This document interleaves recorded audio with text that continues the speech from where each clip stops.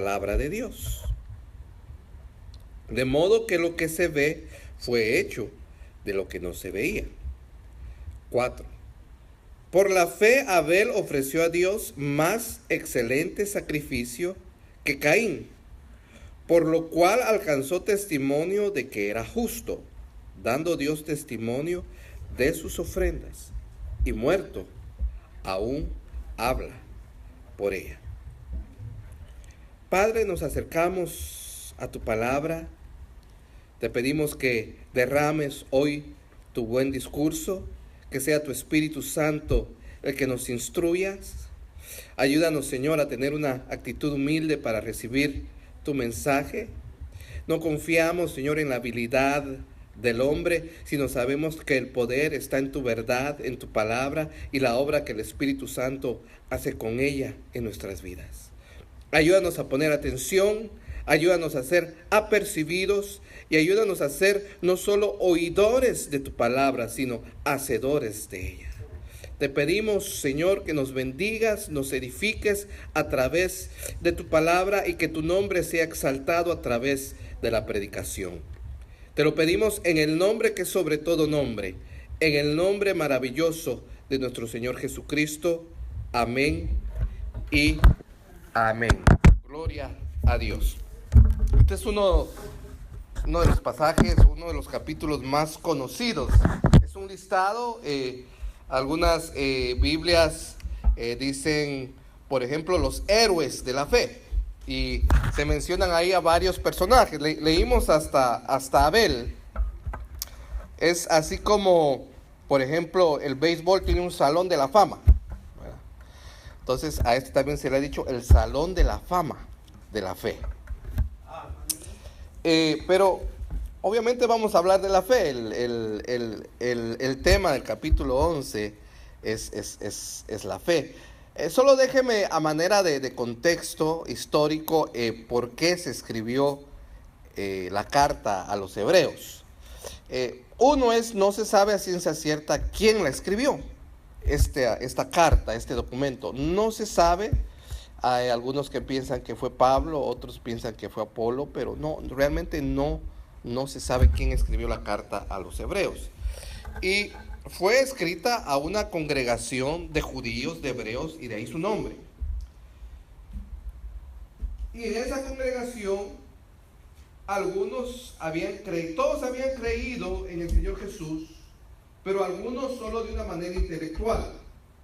De tal manera que ellos todavía querían usar en los rituales de la ley y todavía ponían su fe en los rituales que ya eran una figura de lo que el Señor Jesús había venido a hacer. Y estaban convencidos, muchos de ellos, pero no estaban convertidos. Y entre más grande es una congregación, aquí somos una congregación pequeña, pero entre más grande es una congregación, va a haber un número de convertidos, de gente que realmente se ha convertido a Cristo, que Dios ha cambiado su corazón, que Dios ha hecho la operación del nuevo nacimiento en sus vidas, pero va a haber gente que está convencida intelectualmente del Evangelio. Está convencida del sacrificio de Cristo, está convencido de la persona y de la obra del Señor Jesús, pero solo de una manera intelectual. Pero no han dado ese paso de fe. No han rendido su vida completamente a Cristo. Y este tipo de personas corre el peligro de separarse en algún momento totalmente de Cristo. Y por eso el escritor de esta carta, de este documento, fue inspirado para exaltar la excelencia del Señor Jesús sobre en este caso sobre la religión judía, sobre los sacrificios judíos, sobre el sacerdocio judío, sobre el templo judío, sobre todo lo que aquella religión observaba y tenía en gran estima. Y ese es el tema principal de Hebreos, la excelencia del Señor Jesucristo. Y entonces el autor les tiene que hablar y enseñar de cuál es la verdadera fe, porque ellos estaban creyendo que eran actos, que eran obras y era fe. Pero la salvación es fe, y a consecuencia de una fe verdadera vienen obras. Y ellos creían que podían obtener la salvación por obras, por ser buena gente, por creer ellos que podían observar los mandamientos divinos. O sea, todavía dependían de su propia fuerza. No se habían rendido totalmente al Señor Jesús. Amén. Entonces nos da una pequeña, hermano, la Biblia no tiene de hecho muchas definiciones. Por ejemplo, tiene una definición respecto a Dios.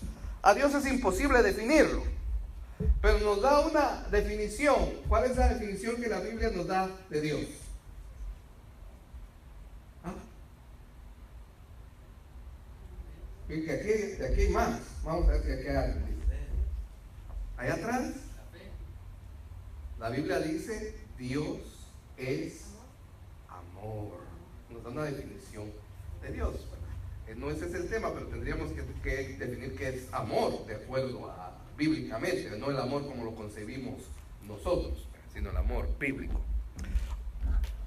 Y otra definición que nos da, y es aquí, es lo que es la fe. Pero es una pequeña, es muy difícil definir algo realmente. Entonces nos da una pequeña definición de lo que es la fe. Pero primero yo quiero decirle lo que no es fe, para que no confundamos la fe bíblica, la fe que salva, la fe que lleva al hombre a la vida eterna, la fe que le da victoria sobre el pecado. En primer lugar, todos tenemos algún tipo de fe. Cuando vamos a decir, se va a preparar un cumpleaños, se pone una fecha, se hacen los planes, va a haber pastel, quién va a cocinar, quién va a hacer esto, se escoge un lugar. Hay una fe ahí que dice, vamos, el otro sábado, ¿cuál es la fecha del otro sábado? Hoy tenemos ¿qué? 4. El otro sábado sería 10. Decimos, el sábado 10 a las 5 de la tarde los esperamos acá en el Bayman de la iglesia, porque vamos a celebrar el cumpleaños del pastor William. Traiga sus regalos y sus presentes. No, mi cumpleaños ahorita. Pero un ejemplo, ¿verdad? Y usted viene, usted se apresura durante la semana, ¿qué le voy a comprar al pastor? ¿Qué le vamos a regalar al pastor? Y usted va y lo compra. Y viene, es un tipo de fe que usted dice, usted al venir aquí espera que encontrar la iglesia abierta, espera que haya una reunión y espera que haya una celebración. Ese es un tipo de fe. El creer que mañana, primero Dios, vamos a ir al trabajo, nos vamos a despertar, como siempre, como una rutina, ¿verdad? Ese es un tipo de fe. Ahí nos vemos cuando nos despedimos, nos vemos el otro domingo, ¿verdad? Dios les bendiga, les esperamos aquí. Ese es un tipo de fe. Pero eso es una fe común, una fe, si usted quiere, corriente, una fe que todos la tenemos, una fe natural. Esa no es la fe bíblica. Tampoco la fe bíblica es creer que yo tengo tanta fe y que yo puedo decir cosas y llamar cosas que no son como que son. Eso solo es de Dios, que llama lo que no es como lo que es, ¿verdad? Pero hay doctrinas ahora que si usted tiene tanta fe, que usted declare tal cosa para que se haga, ¿verdad? Realmente eso no es precisamente fe. Recuerdo, hermano, un conocido, llegó un predicador a su iglesia y dice, usted ahora va a visualizar, va a hacer fuerza en su fe. ¿Qué es lo que usted quiere? ¿Qué es lo que usted desea? Lo va a pedir a Dios, pero va a poner fe en ello, lo va a visualizar, lo va a confesar, lo va a creer. Y lo que este amigo quería, porque ya venía el mundial, era una plasma de en ese tiempo 40 y no sé cuántas pulgadas. Eso es lo que él quería. Entonces dice que él oró con tanta fe. Él sabía la marca, el modelo, las pulgadas. Él sabía todo porque había investigado. Dice que lo visualizó, lo confesó con sus labios para que el Señor le diera esa televisión plasma. Eso no es fe. Si usted quiere un televisor plasma, pues se ahorra o se compra en abonos, se trabaja más, te trabajan horas extras. Y simple y sencillamente la fe no es para eso, hermano. Eso no es fe. La fe es creer la palabra del Señor. La fe es lo único que nos da la capacidad para tener vidas agradables al Señor. La fe es para que podamos caminar de acuerdo a la voluntad de Dios. La fe es para tener vidas agradables a Dios. Para eso es la fe. No para que Dios me dé mis caprichos. No. Primero dice, mire los elementos de la fe. Versículo 1. Fe es la certeza. Certeza es algo que tiene substancia. Certeza es algo que es real, que es verdadero, no es una fantasía. La certeza, una seguridad. O sea que fe es contrario a no tener seguridad. Andar en temor es no tener fe. Andar en inseguridad es no tener fe. La verdadera fe es certeza, es seguridad. Es que lo que Dios ha dicho es una realidad para mi vida. Uno, certeza. ¿Qué más tiene la fe? Certeza de lo que se espera. La fe bíblica, la fe verdadera, es una fe llena de esperanza. Ahora, la esperanza, hermano, tiene una cualidad. La esperanza tiene una cualidad que se espera con gozo. Si espera algo con tristeza, no es esperanza, es desesperación. La fe tiene esperanza. La fe es una fe llena de gozo. No podemos ser cristianos si tenemos esta fe todo el tiempo así, ¿verdad? No. La fe bíblica, hermano, es una fe poderosa, una fe viva, una fe que transforma las vidas de los hombres y de las mujeres. Tiene certeza, tiene esperanza, tiene seguridad y está llena de gozo. Amén. Por eso el verdadero pueblo de Dios sabe cómo alabar a Dios, porque se alaba a Dios con gozo. Y aunque las circunstancias sean contrarias, aunque mi realidad, hermano, no sea la mejor, yo alabo a Dios con gozo. Porque sé que lo mejor de mi vida no está acá. Lo mejor está por venir.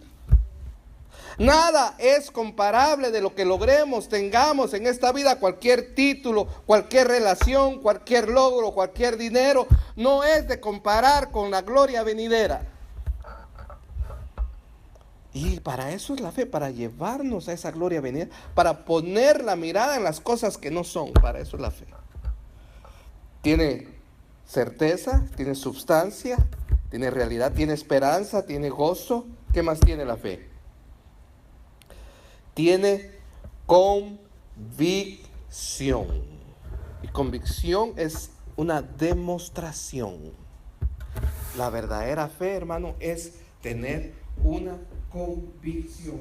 ¿Sabe que lo único que hace cambiar al hombre es cuando éste tiene convicción de algo? Mi hermano, es tener mejor convicción y estar equivocados que ser una persona sin convicciones. Yo prefiero encontrarme una persona con convicción, aunque esté equivocada en sus convicciones, pero no ser una persona que vive sin ningún tipo de convicción. Y nosotros tenemos, hermano, vivir de acuerdo a la convicción bíblica, vivir de acuerdo a lo que dice la Escritura.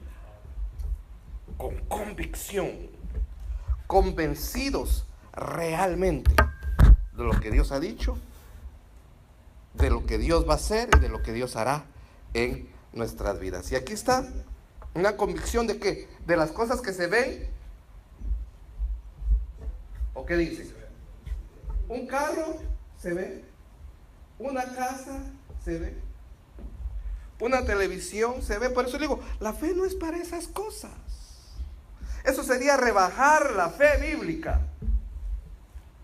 La fe bíblica es sublime. La fe bíblica es para las cosas que no se ven. ¿Cuándo vio usted al Señor Jesús colgado en la cruz? ¿Vio usted su sangre siendo derramada? No. Esa es la fe, porque sin verlo, usted y yo hemos creído. Pero, ¿cuándo usted ha visto el cielo?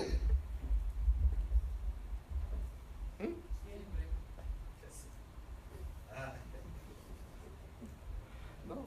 Bueno, solo que estés muy enamorado del cielo, ahí mirás el cielo, pero no ese cielo.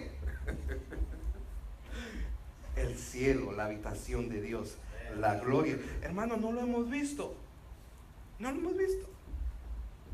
Hay gente que dice que lo ha visto, pero no lo han visto. Son mentiras. Porque eso es lo mejor. Y solo debemos creer lo que la Biblia dice respecto al cielo. No nos dice mucho respecto al cielo, pero creemos. ¿Y sabe qué es lo mejor? De todos, ¿qué realmente es el cielo? ¿Qué es el paraíso? Realmente es estar con Cristo todos los días hasta la eternidad. Ese realmente es el cielo. Ese realmente es el paraíso. Tener una comunión con Jesús.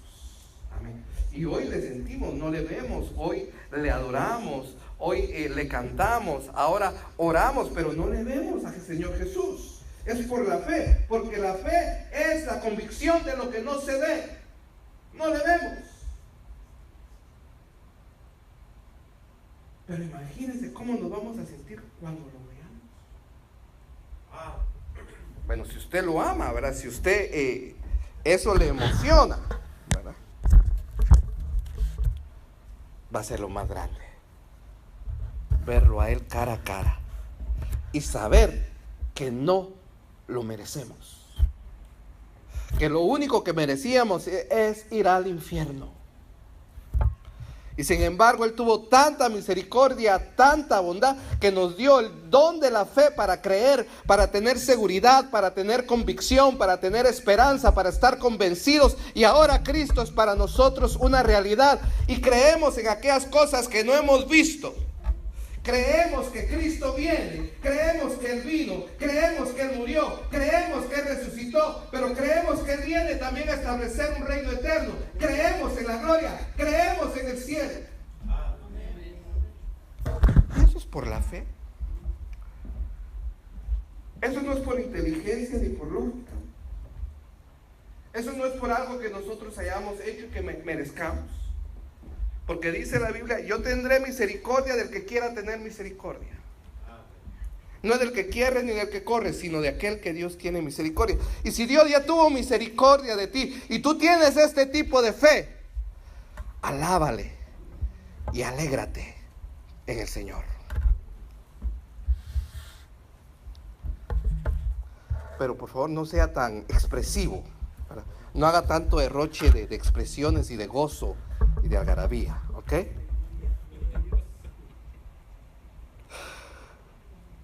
Entonces, hermano, la fe, el que tiene esa fe verdadera y está activa, es una fe viva, una fe real. Como decía el hermano, no podemos andar cojumbrosos todo el tiempo. Yo sé que hay días malos y hay días peores, pero la que tiene esta fe, hermano, en medio de las tormentas, sabe que hay un Dios, sabe que su vida está en el hueco de Dios, de las manos de Dios, y que nadie lo puede tomar de ahí. Esa es su seguridad y ese es su gozo. Hay cosas buenas que esta vida nos puede dar y que se pueden disfrutar. Tener una familia es una bendición. Tener hijos es una bendición. Ir al restaurante y a comer su comida favorita es una bendición. Hay muchas bendiciones, muchas cosas buenas que se pueden disfrutar, pero nada es de comparar con lo que no se ve. Y lamentablemente la mayoría de gente cambia lo que no se ve, que es la mejor parte, por lo que se ve, y lo que se ve se pierde, envejece, pasa de moda, pierde su valor, se lo roban, se pudre, se arruina y deja de ser. Por eso dice la Biblia que pongamos nuestra mirada en las cosas de arriba y no en las cosas de abajo.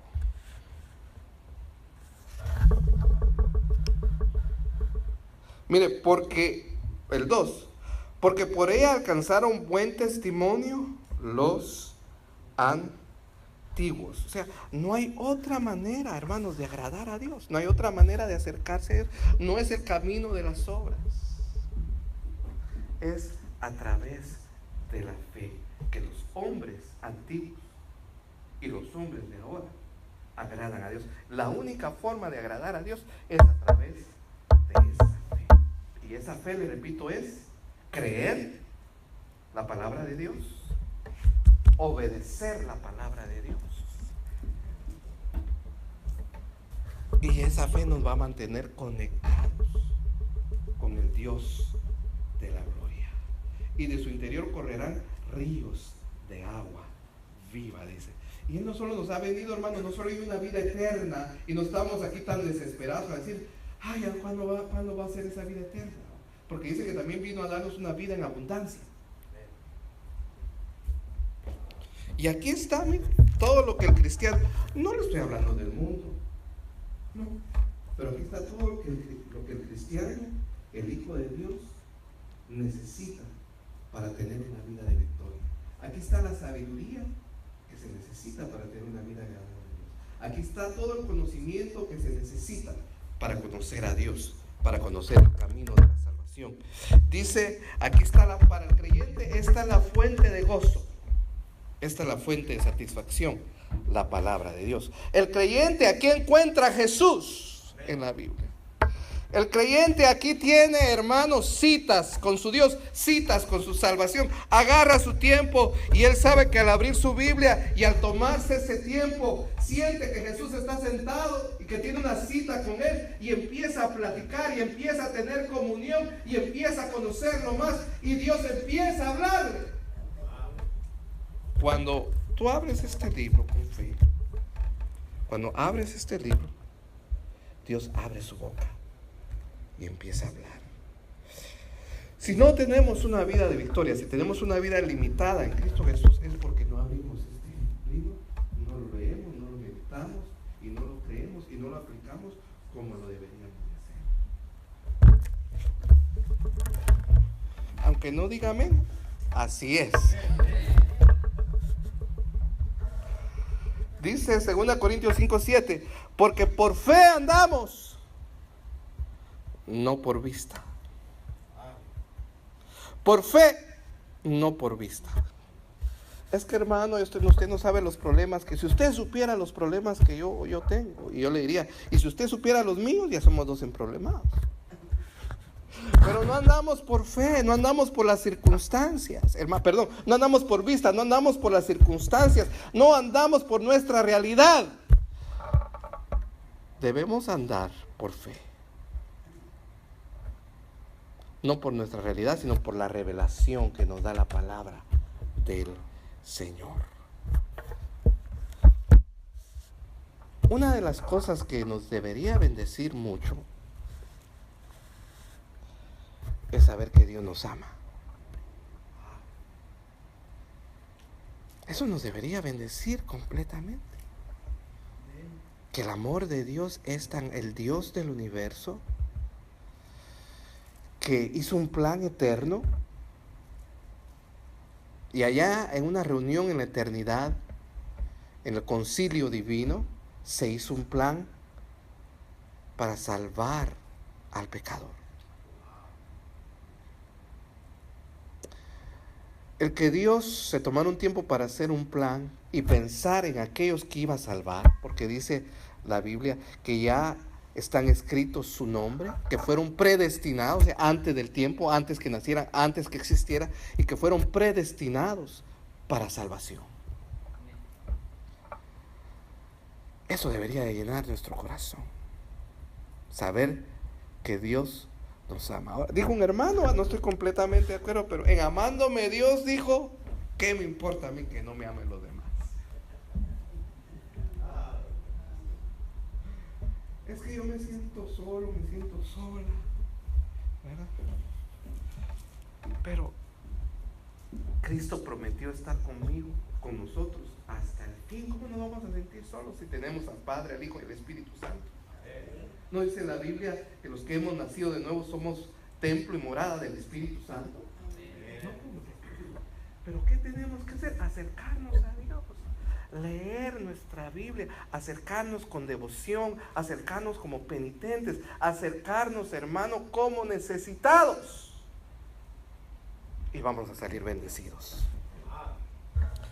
porque alcanzaron buen testimonio los antiguos. El versículo 6 dice, Hebreos 11:6 dice, porque sin fe es imposible agradar a Dios, porque es necesario que el que se acerca a Dios crea que le hay, y que es galardonador de los que le buscan. Verso 3. Por la fe entendemos haber sido constituido el universo por la palabra de Dios, de modo que lo que no se ve fue hecho, que lo que se ve, fue hecho de lo que no se veía. O sea que por la fe entendemos que el hombre no viene del mono, que no viene de una ameba, que no viene de un caldo de químicos y que de ahí vino la vida, sino entendemos que Dios creó con el poder de su palabra todo.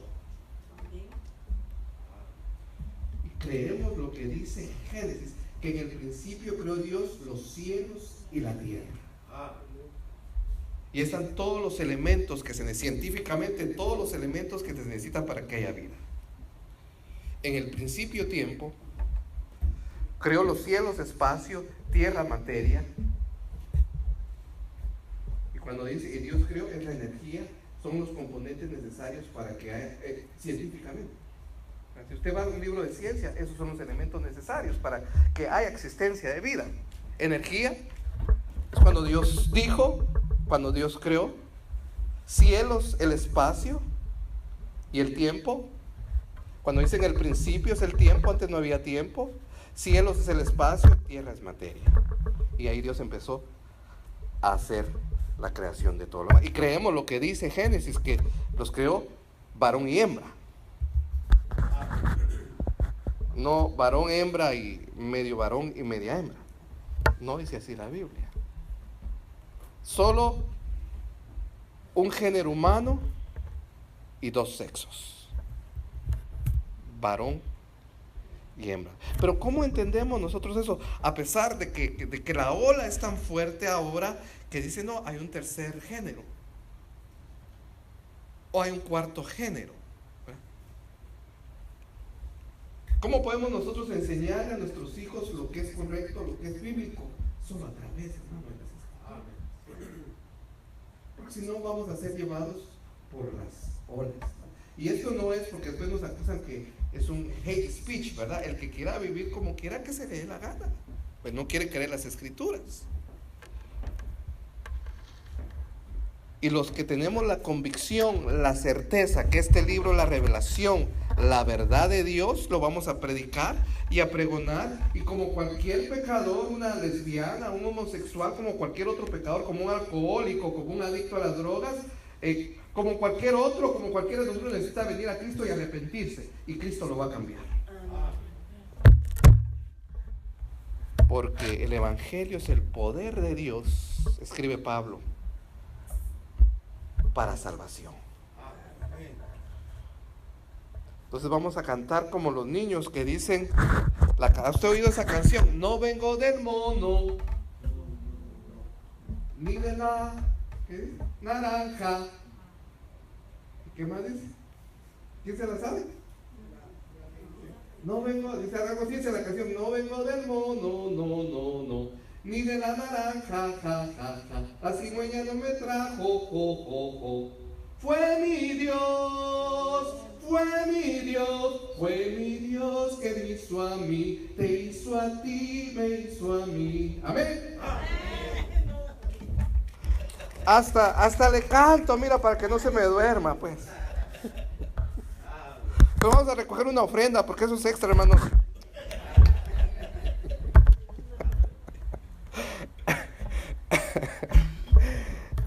Por la fe Abel ofreció a Dios más excelente sacrificio que Caín, por lo cual alcanzó testimonio de que era justo, dando Dios testimonio de sus ofrendas, y muerto aún habla por ellas. Todo fue introducción, porque de lo que yo le quiero hablar, hermano, es de Abel. Yo quiero que me acompañe entonces a Génesis capítulo 4, por favor.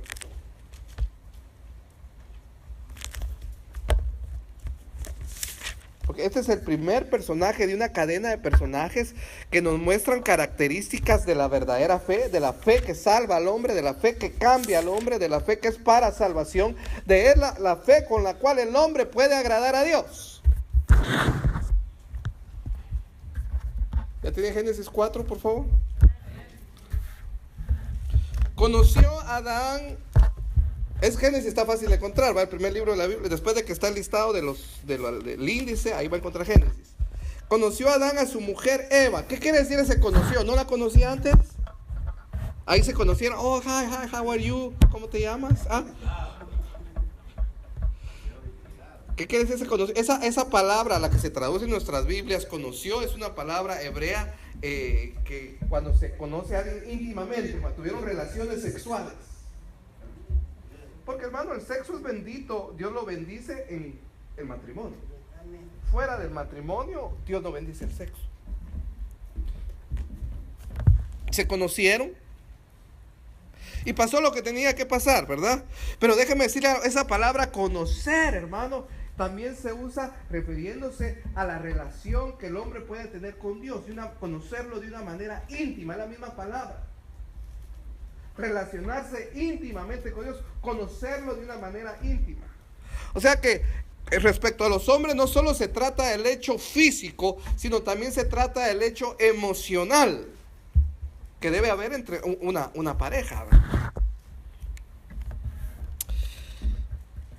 Por voluntad de Jehová, y concibió y dio a luz a Caín y Abel, ¿Quién no conoce la historia de estos dos hermanos, Caín y Abel? Y dijo, por voluntad de Jehová he adquirido varón. Oiga, ¿por qué dice por voluntad de Jehová he adquirido varón? Ningún niño es un accidente. Ninguna vida, hermano, que se concibe en el vientre de una mujer es por casualidad. Sino es toda vida que se concibe en el vientre de una mujer es por voluntad de Jehová. Amén. Gloria a Dios. Porque de Él viene la vida. Por eso el aborto es un pecado y es una abominación delante de Dios. Porque la vida Dios la da. ¿Y quién es el hombre para que la quite? Por eso dice, por voluntad de Jehová he adquirido varón. Cada vez que una mujer queda embarazada, queda preñada, aunque haya sido un accidente, aunque haya sido lo que haya sido, es porque Dios lo permitió. ¿Sabe usted que me parece que Beethoven nació sordo, nació con muchas complicaciones, era como 12 hermanos, él era como el séptimo o algo así? ¿Y qué tal si la mamá viene y lo aborta? Y grandes hombres, hermano, que han, a la historia de la humanidad, a la cultura, han aportado algo, ¿verdad? A veces han sido hombres como Beethoven, que no nacieron con todas sus facultades, que nacieron en medio de la pobreza, pero la madre fue valiente y en medio de las circunstancias decide tener a ese bebé y decide crear. Porque todo hombre y mujer que nace, porque en el momento de la concepción, esa es la voluntad de Dios. El Dios es el que da la vida. Después dio a luz a su hermano Abel, y Abel fue pastor de ovejas y Caín fue labrador de la tierra. Nos está dando los dos, ¿verdad, hermanos? Se nos está dando las dos ocupaciones. Recuérdese, hermano, que en ese tiempo no había ingeniería civil, no había ingeniería en sistemas.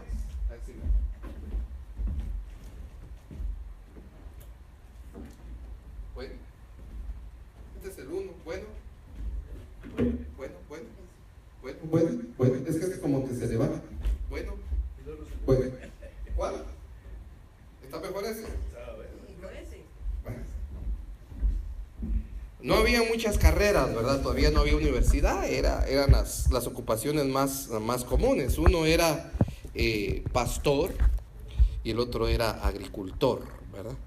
Versículo 3, y aconteció andando el tiempo que Caín trajo del fruto de la tierra una ofrenda a Jehová. Y 4, y Abel trajo también de los primogénitos de sus ovejas, de los más gordos de ellas. Y miró Jehová con agrado a Abel y a su ofrenda. Déjeme solo un minutito. Dice que llegó el tiempo y que trajeron. Quiere decir que había un tiempo y había un lugar donde había que traer el sacrificio a Dios. Quiere decir que había una instrucción, había habido una revelación de parte de Dios, de que había dicho un lugar y un tiempo en el cual los hombres debían traer un sacrificio, y Dios había dado las instrucciones de qué tipo de sacrificio debería ser. Cuando es expulsado Adán y Eva, hermano, por comer del fruto, por desobedecer a Dios, y son expulsados del huerto del Edén, ¿cuál es el primer acto que hace Dios? Dios cubre su desnudez. Porque ellos sí, literalmente salieron del huerto del Edén con una mano adelante y otra atrás. Dice que ellos trataron de cubrir su desnudez con taparrabos, con hojas de higuera. Pero Dios en su misericordia, en su bondad, viene como un acto de amor y cubre su desnudez con pieles de animal. Si cubrió su desnudez con pieles de animal, ¿qué le pasó a ese animal? ¿Se quedó con frío? ¿Porque le quitaron la frío? ¿O qué le pasó? Fue derramada sangre. Tuvo que morir una víctima inocente por el pecado y por la culpa de Adán y Eva desde el principio. Dios agarró, hermano, un animalito, no nos dice la Biblia qué clase de animal, si uno o dos no nos dice, pero agarró y de ahí tomó pieles, pero ese animal tuvo que haber sido sacrificado, ese animal murió, que era inocente, para cubrir la desnudez del hombre. Y Dios le revela, hermano, a Adán y a Eva cómo han de venir ahora y cómo han de presentarse delante de Dios debido a su pecado, que es necesario el derramamiento de sangre. Y esa instrucción ella la pasan a sus hijos. Por eso dice que llegó el tiempo y que trajeron. Había un tiempo y había un lugar que Dios había indicado. Y había una forma que Dios había indicado también. Eso es lo que nos deja ver el lenguaje bíblico. Trajeron los dos su ofrenda, pero el 4 dice, y miró Jehová, y Abel trajo también de los primogénitos de las ovejas, de lo más gordo de ellas, y miró Jehová con agrado a Abel y a su ofrenda, pero no miró con agrado a Caín y a la ofrenda suya. Primero, hermano, Abel creyó la revelación de Dios, que había un tiempo, que había un lugar y que había una forma en la cual se debía de presentar a Dios. Y la forma era, debe haber un sacrificio. El hombre pecó, en lugar de ser derramada la sangre del hombre por su pecado, va a ser derramada la sangre de una víctima inocente. Y a Abel creyó en la revelación de Dios. Abel creyó en la provisión de Dios para el perdón de pecado, que Dios había proveído un sustituto. Entonces, el que llevaba ahí, hermano, agarró de lo mejor, de lo más gordo, quiere decir de lo mejor que tenía, lo presentó, fue al lugar, fue al tiempo, y como Dios lo había indicado, no eran frutas, no eran verduras, debía haber derramamiento de sangre, porque así el hombre, hermano, estaba creyendo que era pecador, que él debía morir, que Dios había dado un sustituto en su lugar, y por eso en la misericordia, en la bondad de Dios se le daba esta provisión para que él no muriera, para que hubiera remisión de pecados, y ponía ahí, derramaba la sangre de la oveja, era sacrificada la oveja, y entonces esto era agradable a Dios. Y por eso Dios recibió la ofrenda de Abel. No se nos dice ahí, por ejemplo, quién era más buena gente. No se nos dice ahí quién era mejor portado. No se nos dice quién era más inteligente. No se nos dice ahí que Abel tenía una mejor moral que Caín. No se nos dice en el verso. Pero lo que hizo la diferencia entre estos dos hermanos, que fueron instruidos de la misma forma, es que el uno sí creyó y obedeció la revelación divina, y el otro no creyó. Si vamos a venir a Dios, hermano, vamos a venir bajo los términos que Dios demanda. No vamos a venir poniendo nuestros propios términos. Si no es conforme a la revelación divina, debemos ser obedientes. Posiblemente Caín dijo: ¿por qué le voy a estar pidiendo yo ovejas a mi hermano si yo tengo aquí buenos frutos? ¿Por qué me voy a ensuciar las manos de sangre? Porque es inconveniente. Mejor llevo acá de mis frutos, de mis verduras, de mis frutas, y eso le voy a presentar a Dios. Note usted que no es ateo, porque cree que hay Dios, por eso le lleva una ofrenda. Note usted que está creyendo que hay que presentarle una ofrenda a Dios, que hay que adorar a Dios, pero lo está trayendo bajo sus propios términos. Al no traer él una oveja y derramar la sangre de esa oveja, él está diciendo: yo no necesito de la provisión de Dios. Yo no necesito que mis pecados sean cubiertos.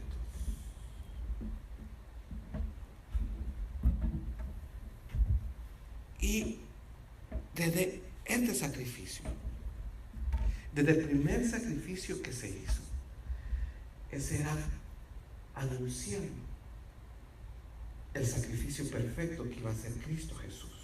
Por eso Juan dice: he aquí el Cordero de Dios que quita el pecado. ¿Por qué Cordero? Porque era uno de los animales que se sacrificaba y que se derramaba su sangre en sacrificio para perdón de pecados y para reconciliación. Al Caín, hermano, al no obedecer, él está menospreciando la sangre de Cristo. Él está menospreciando la provisión de Dios. Él está menospreciando la gracia divina. Y cree que por sus propios términos, que por sus propias fuerzas, él puede venir y tener una relación con Dios.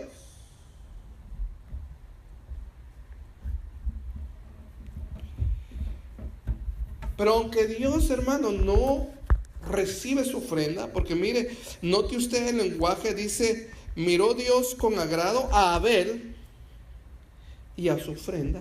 Y dice después: y no miró con agrado a Caín y a su ofrenda.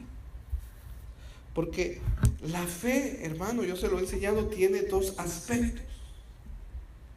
Un aspecto que es interior, interno, y un aspecto que es exterior, la verdadera fe. Entonces Dios sí puede ver el corazón de los hombres. Dios sí puede ver la clase de fe que tiene un hombre. Usted no puede ver mi corazón, yo no puedo ver su corazón. Dios sí puede ver. Y ese es el aspecto interno de la fe, que sí, Abel sí tenía la fe verdadera en Dios, por eso le agradó. Pero Caín no tenía esa fe verdadera. Y Dios ve su corazón. Es un aspecto interno. El aspecto externo es de la fe, de la verdadera fe, es que la verdadera fe tiene obras. La verdadera fe se manifiesta. La verdadera fe cambia la clase de vida que vivimos. Porque dice Santiago que la fe sin obras es una fe que muerta. Y la fe bíblica, la verdadera fe, es una fe viva, una fe que transforma, una fe que va a obrar. Se va a manifestar lo que pasó en nuestro corazón, se va a manifestar en cómo vivimos, en cómo hablamos, en lo que ahora deseamos, en los anhelos de nuestro corazón, en nuestro estilo de vida. Si nuestra fe es verdadera internamente, se va a manifestar externamente. Por eso aquí la manifestación interna es: vio a Abel con agrado, lo vio. Y la externa es: y vio su ofrenda. No puede haber la una sin la otra. Pero vio a Caín,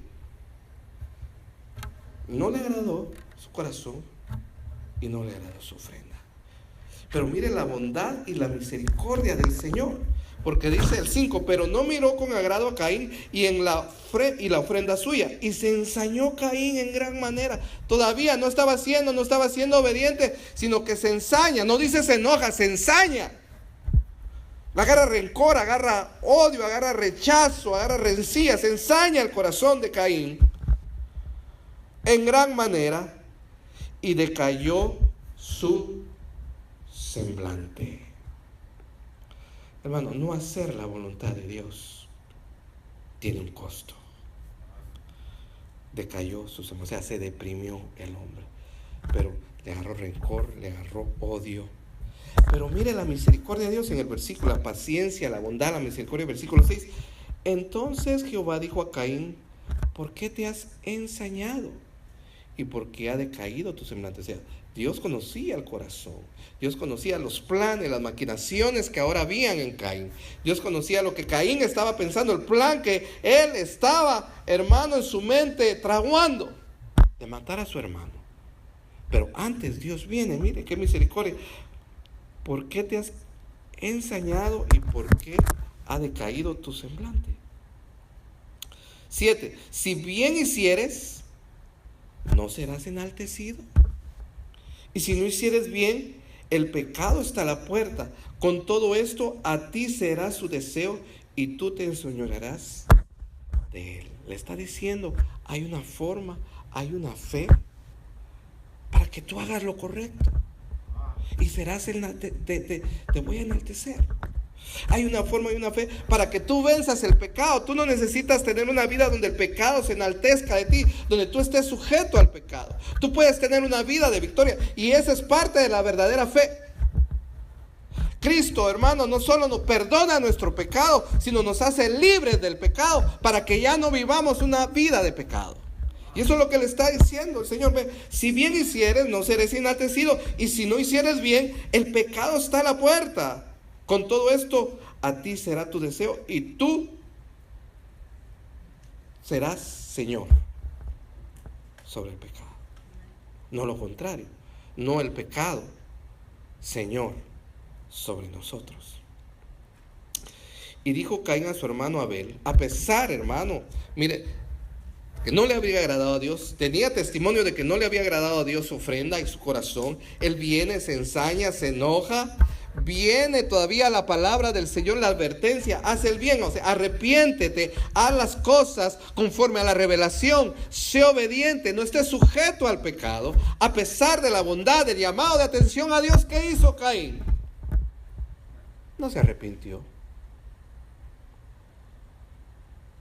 Entonces, hermanos, ¿será Dios injusto cuando la gente se va al infierno? No quisieron arrepentirse. Dios no lo rechazó en la primera vez, le dio otra oportunidad, le habló, pero no dice, él sigue con su plan, su maquinación. Si bien hicieres, no serás enaltecido, y si no hicieres bien, el pecado estará a la puerta. Y dijo Caín a su hermano Abel, salgamos al campo. Y aconteció que estando ellos en el campo, Caín se levantó contra su hermano Abel y lo mató. 9. Y Jehová dijo a Caín, claro, Dios sabía lo que había pasado. Es rechazado, Dios ve su corazón, tiene testimonio de rechazo, se llena de ira, se llena de odio. Viene la palabra de Dios, viene la misericordia de Dios, viene la advertencia, él no hace caso, él sigue con su plan, él mata a su hermano. Y mira, todavía viene Dios en el 9 y dice, y Jehová dijo a Caín, ¿dónde está tu hermano Abel?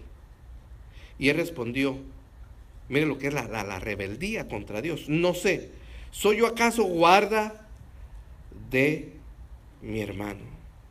Así, hermano, como hay gente en Dios que dice la palabra que la luz del justo, la vida del justo debe ser como la luz de la aurora, que va de aumento en aumento, en aumento, en aumento, hasta que el día es perfecto.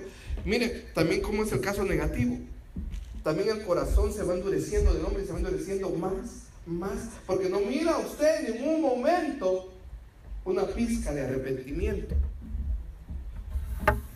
en Caín. ¿Y cómo le contesta a Dios? ¿Dónde está tu hermano Abel? Como una oportunidad, piensa lo que hiciste, arrepiéntate de lo que hiciste. Pero dice, No sé, ¿soy yo acaso guarda de mi hermano? Y él le dijo, ¿qué has hecho? La voz de la sangre de tu hermano clama a mí desde la tierra. Y por eso hoy estamos predicando, hermano, de Abel. Porque claro, esa es una manera de hablar, una manera figurativa de hablar, ¿verdad? Pero todavía, hermano, se sigue hablando de este acto que se convirtió en un acto profético de parte de Abel, que por la fe sacrificó un sacrificio más excelente a Dios, porque tuvo la fe en la provisión de Dios, en el derramamiento de sangre para perdón de pecados. Y por la fe, entonces él estaba creyendo en que un día el mismo Dios iba a proveer el cordero que iba a derramar el pecado. Esta sangre derramada de estos animales solo cubrían el pecado. Pero la sangre de Cristo no solo lo cubre, lo perdona, lo borra y cambia el corazón del hombre, y también nos da libertad sobre el pecado. Todo lo que estaba rechazando Caín al no obedecer la instrucción divina de que debía venir y derramar sangre, hermano, no era una cosa pequeña. No era una cosa menor. Estaba revelando realmente cuál era la condición de su corazón, que era un rebelde en contra de Dios, que era un impenitente, que era un amador de sí mismo. Y esta es como comienza la religión falsa. Este es el prototipo, hermano, del primer religioso falso. Mire lo que trae la religión. ¿Qué trajo la religión en la Edad Media? Ejecuciones, que mataran gente en nombre de Cristo. Mire lo que trae ahora la religión esta del Medio Oriente, que mate gente. Eso es lo que trae la religión. La religión, hermano, no lleva a nadie al cielo, sino lo manda directamente al infierno. Hay un nombre dado a los hombres en el cual hay salvación, y es el nombre de Jesucristo. Solo hay un camino, no es el camino de la religión, no es el camino de Caín, es el camino que se empezó a trazar a través del sacrificio de Abel, que es donde se empezó a trazar el camino a la cruz del Calvario. Es la obediencia, es creer en la revelación divina, y es obedecer la revelación divina. Y mire la maldición que viene contra aquel, hermano, que no se arrepiente, que se opone a Dios.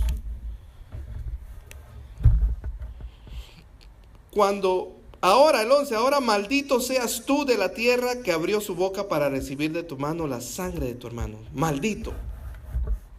Cuando labre la tierra no te volverá a dar su fuerza. Errante y extranjero serás en la tierra. 13, y dijo Caín a Jehová, grande es este castigo para ser soportado. He aquí que me echas hoy de la tierra, y de tu presencia me esconderé. Y seré errante y extranjero en la tierra, y sucederá que cualquiera que me halle me matará. Hermano, rechazar el sacrificio de Cristo, rechazar la sangre de Cristo, solo trae culpa, solo trae maldición y separación de Dios. Que nuestra fe sea como la fe de Abel, que solo hay un medio, el medio que Dios dio, la cruz del Calvario, la sangre de Cristo. Amén. Pongámonos de pie, por favor. Vamos a ministrar la cena del Señor, o la mesa de comunión del Señor, sabiendo que esto tipifica el cuerpo que fue dado por nosotros en la cruz, y la sangre que tipifica la sangre de Cristo derramada en la cruz del Calvario. Y ahí, por favor, mientras usted medita en lo que hemos compartido, en lo que preparamos nuestro corazón para participar de la cena del Señor, si usted fuera tan amable de cerrar sus ojos por un momento, por un instante, para que nadie le distraiga, y deje que yo le lea la instrucción de la cena del Señor que está en 1 Corintios 11.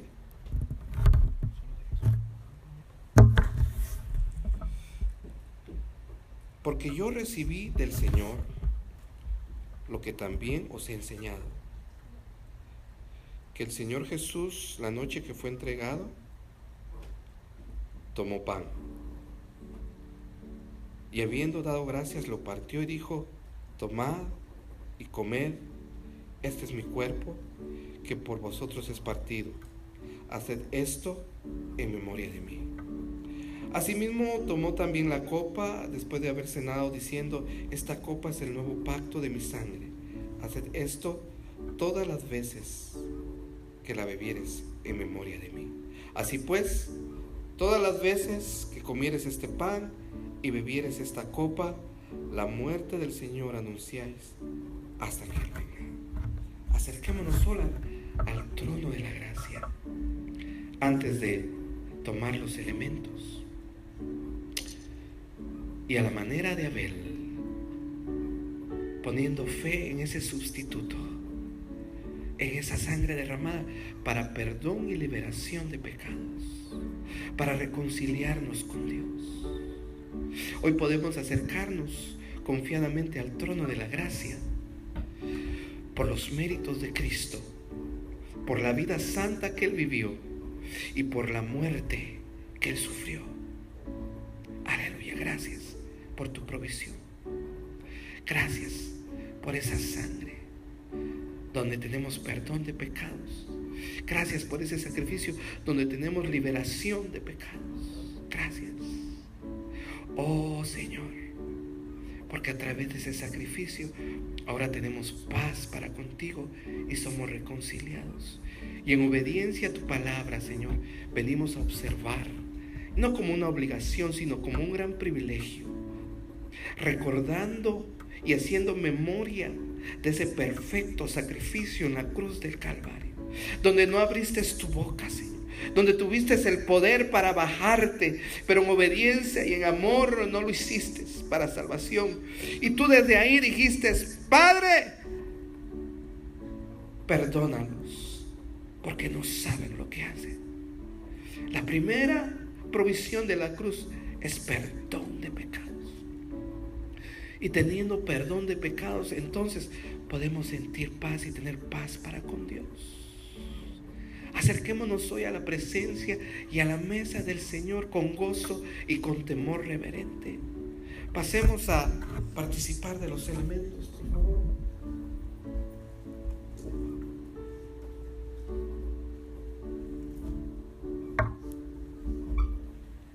Vamos, hermanos, que van a participar.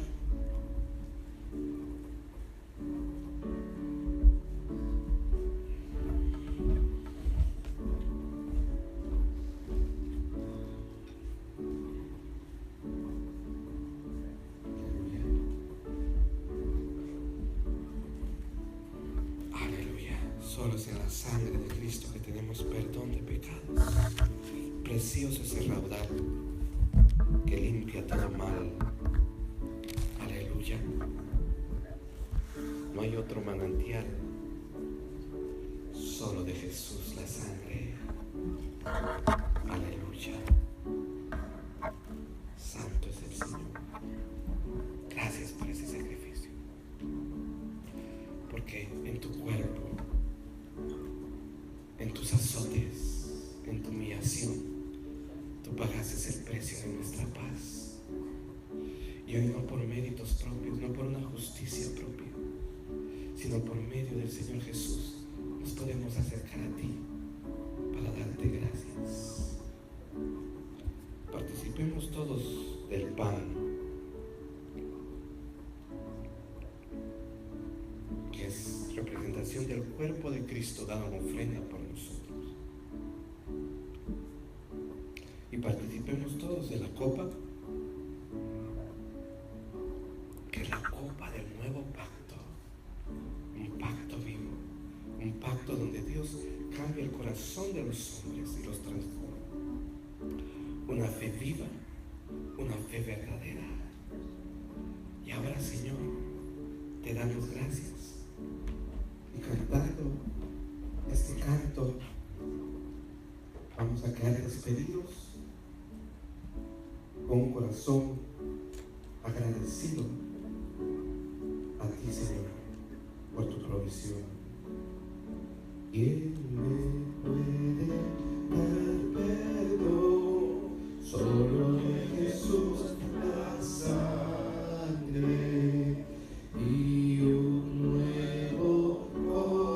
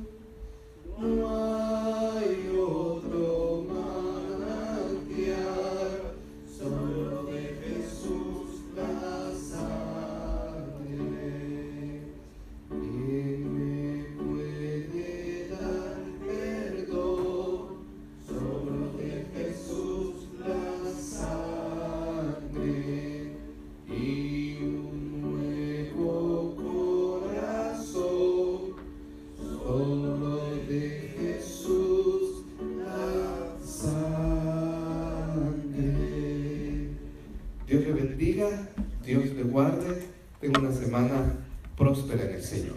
Amén.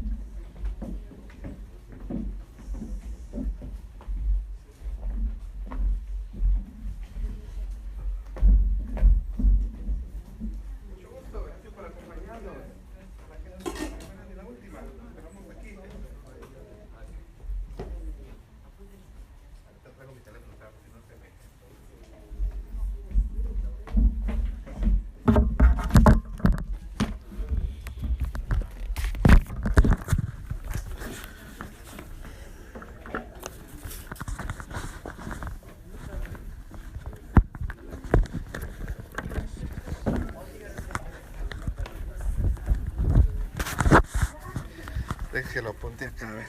Espérame que va a pasar acá.